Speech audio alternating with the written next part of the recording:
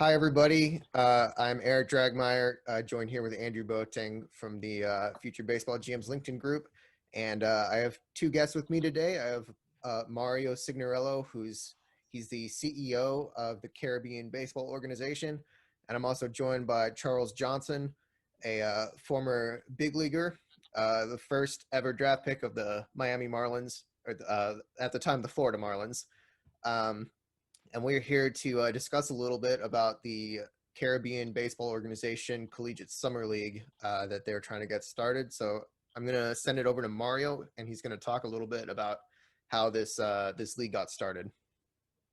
Gotcha. Well, it's now officially the Charles Johnson Collegiate Summer League.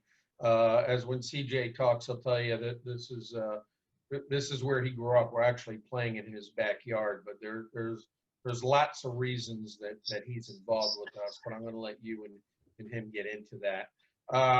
This is my 25th year doing college baseball. What I mean by that is I've organized spring trips for teams from the Northeast, the Midwest. We've had actually over 400 colleges and international teams that participated with us over the 25 years.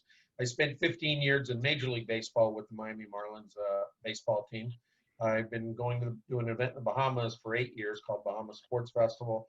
And then 4 years ago, I started what is now the largest gathering of international baseball teams at one place. The world comes to the Palm Beaches. We've had over 30 countries, all 6 continents have registered and played with us. And this league is now the next step of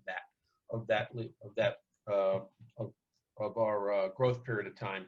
It just makes sense since we're so interrelated with all the teams, with all the international, all the college teams that we work together.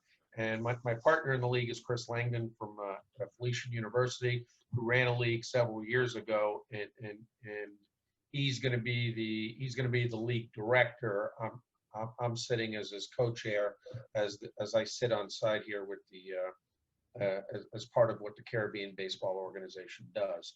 And a couple of years ago, I've known Charles for a while, but a couple of years ago, I got to know him a lot better when he came down and did a clinic and spoke to all the international kids that we had, and seeing how genuine, how genuine he is and how well grounded he is. I've met a lot of great people in my time, but wanting to give back and wanting to help out and participate with it. And when we were going into his backyard, I just knew that I wanted Charles to be part of this league. Awesome. Yeah. So, Charles, I wanted to ask you about how and why you got involved with this Collegiate Summer League and partnering with the CBO. Well, like Mario said, I had a chance to know Mario for a long time back with the Florida Marlin days, now the Miami Marlins. And so I've known him for a long time, but he approached me about this idea as far as in Fort Pierce, and I thought it was outstanding. I mean, number one, it's in my hometown of Fort Pierce where I grew up at. My mother and father, brother and sisters, my entire family still lives there. So that was very exciting. Number two, to also get a chance to really, put together a lot of young kids in my backyard at the same time, giving them some good instructions, but at the same time, they're playing some good baseball. And that's what it's all about, man. Just really trying to put some of these young men together to really participate and play some competitive baseball. Right, and just let me add that CJ's it's not just the name. He's going to work.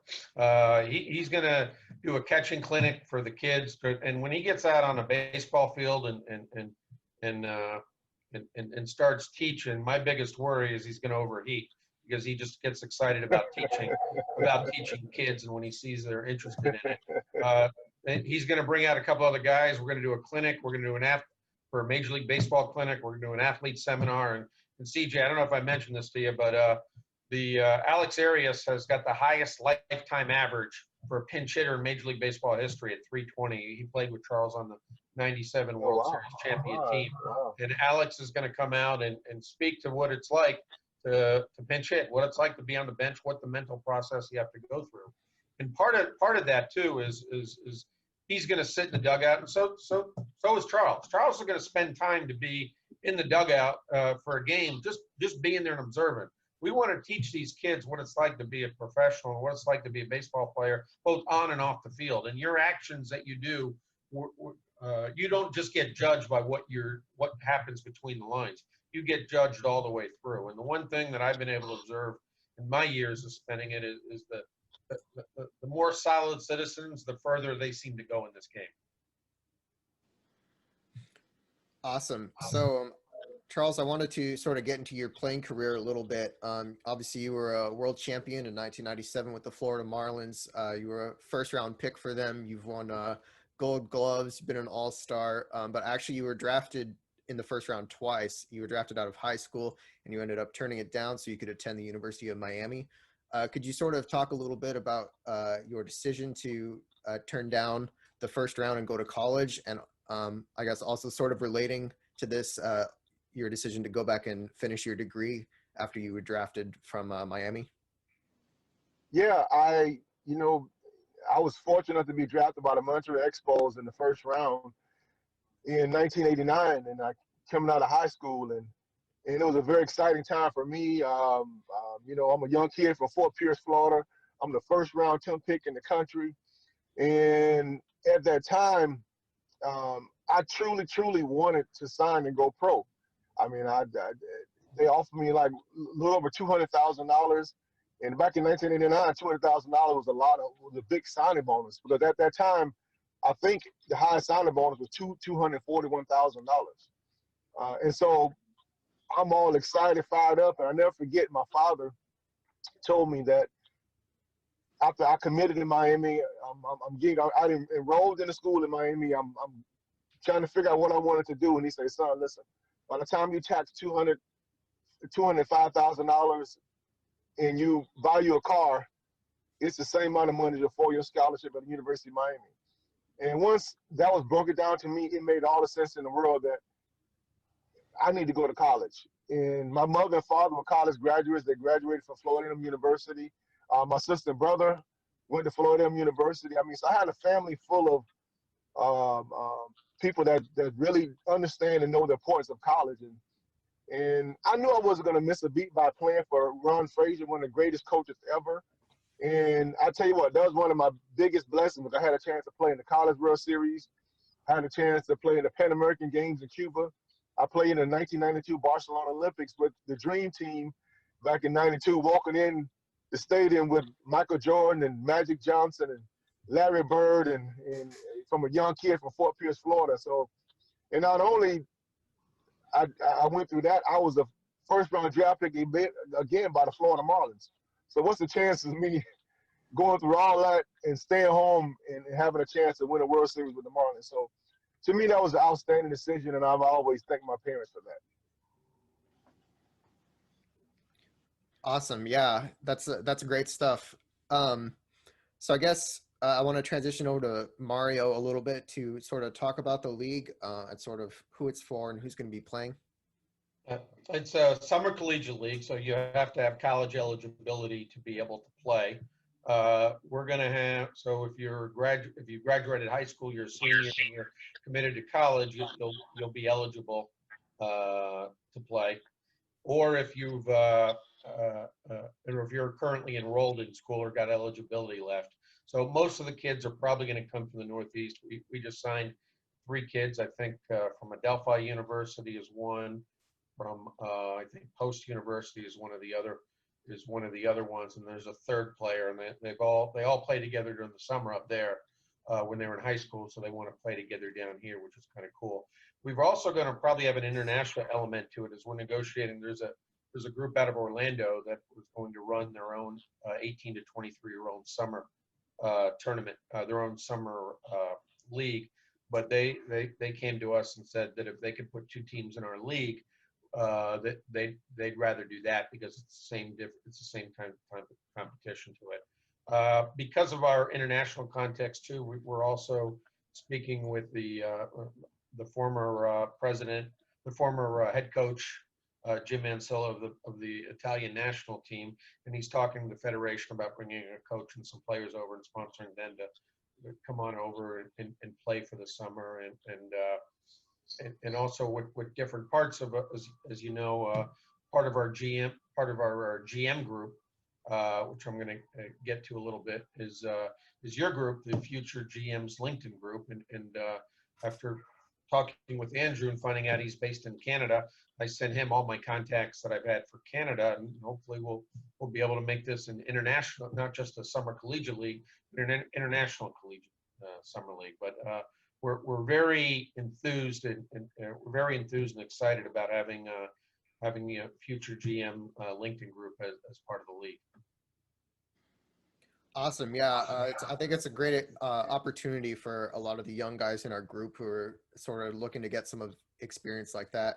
So there's 6 teams right now. 4 of them have names or nicknames anyway. So could you sort of go into a little bit more about the responsibilities of the GM positions and, you know, how many are open, and I guess sort of their role for running things?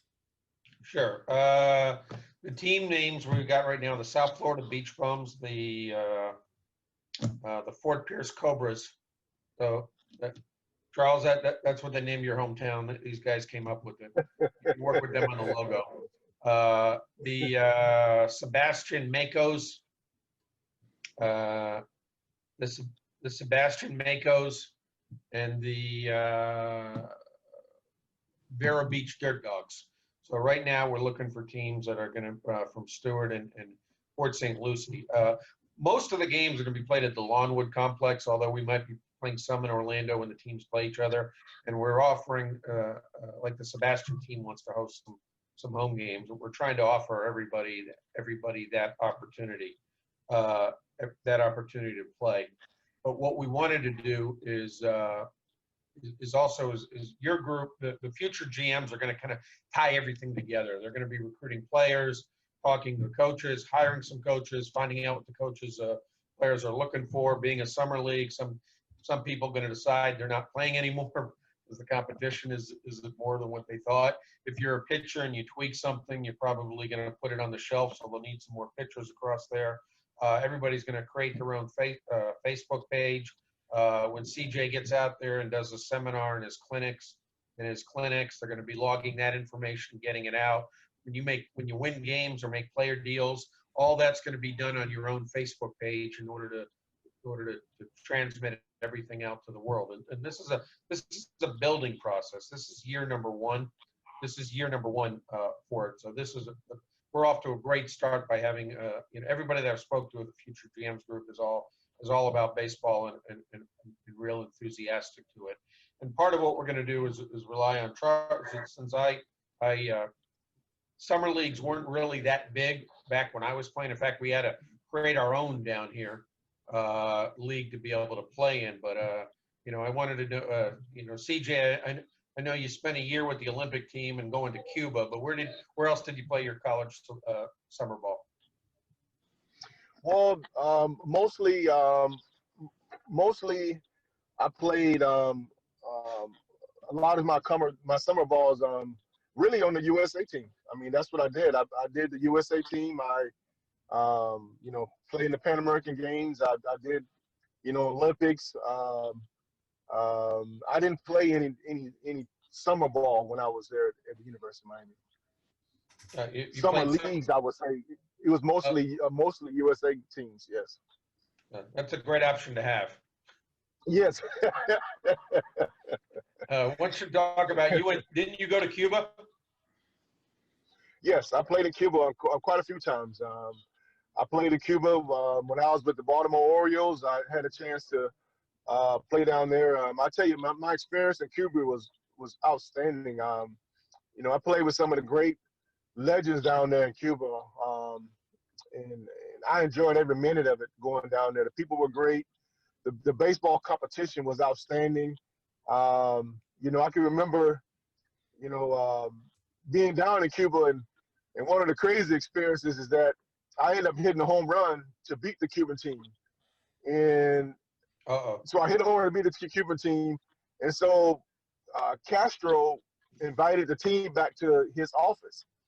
And so we were there in his office and had a chance. He fed us and everything else. And they pulled me out of the line because Castro wanted to ask me a question. And so Castro asked me, why did I hit a home run to beat him? And he had his interpreter with him and everything else. And I told him he threw a fastball down the middle of the plate. And I mean, I did what I had to do, the 3-0 fastball. And he started laughing and he told me, great job. But you know, I tell you what, my experiences in Cuba were great. I enjoyed going down there. I played ball in Santiago, Havana, and enjoyed strictly the competition was outstanding. Really cool. Yeah. So, Mario, how would you know, people who are interested in getting involved, how would they contact you if they're interested? Well, they could do one of two ways, and if you're able to put this information up there, that would be great. But the first way is to go to our website, cbotournaments.com, and you'll see all our different events there. The World Comes, Building Baseball Around the World, the International Tournament, the Palm Beach Challenge, and then there's a drop-down box where you can see the information for it. Or our league administrator is Ben Terwilliger. His telephone is 607-483-0889, and his email address I don't have with me at the time, but you can find that on the website. I'll put it all in the description when we upload it to YouTube, so I'll make sure that information is there. So I guess that's all the questions that we had written out. If there was anything, Andrew, if you wanted to ask Charles anything, or Mario, if you had anything else you wanted to add. The only thing I wanted to say is if you guys are future GM, we've invited you to be there. CJ is going to be in the dugout. Now, when we went to, if you can pan to CJ right now while I say this. Yeah. Pull him up. Yeah, he's up. I have everyone up. So. No, pull his face on the main part. Oh, the yeah. PDF? Yeah, the main is like where I'm staring at you now. Bring CJ up.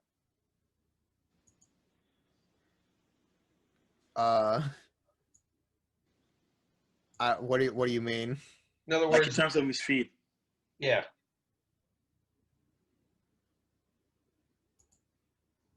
Like put CJ as the main person. On the Zoom meeting? Yeah, on the Zoom meeting, yeah. Okay. Now we lost him. He's there, but it just maybe. CJ, you still there? Okay. I'm here. All right. Now, there. When you guys just understand this. Now he's gonna sit in the dugout and observe and talk to the kids. When CJ went to the Bahamas Sports Festival with me, and we put him at first base to coach. That didn't work out so good. You want to tell him what I mean? Well, I mean, I'm not used to being on the base path. The number one thing about me is that I was a very slow runner. So my judgment as far as trying to wave guys in and send them to next base is not very good. So I think I might have a better shot in the dugout. Yeah, he waved the guy to second. He got thrown out by 10 feet. So remember, the skills clinic and catching, he's very good at. Base running, no, not so much. Exactly. So guys, if you're there when he's there, then just keep that in mind. He's real good in the dugout. That's a good one. So this is great. I look forward to working with everybody. Thank you guys for having us on. They've got their own. I really YouTube. Appreciate the guys. Yeah, they've got their own YouTube show. They're going to be on theirs, and they'll be on ours also. So this is a great start. I'm really excited about this. It's been great. Thank you, Charles. Thank you, Mario. No problem, guys. Thanks a lot. I apologize, guys. Oh, all good. No problem. All good. All right. You can go back to being a dad now. Okay. All right, guys. All right, thanks, guys. I'm Gifting Gope, Major League Baseball player. Please support international baseball by subscribing to CBO TV.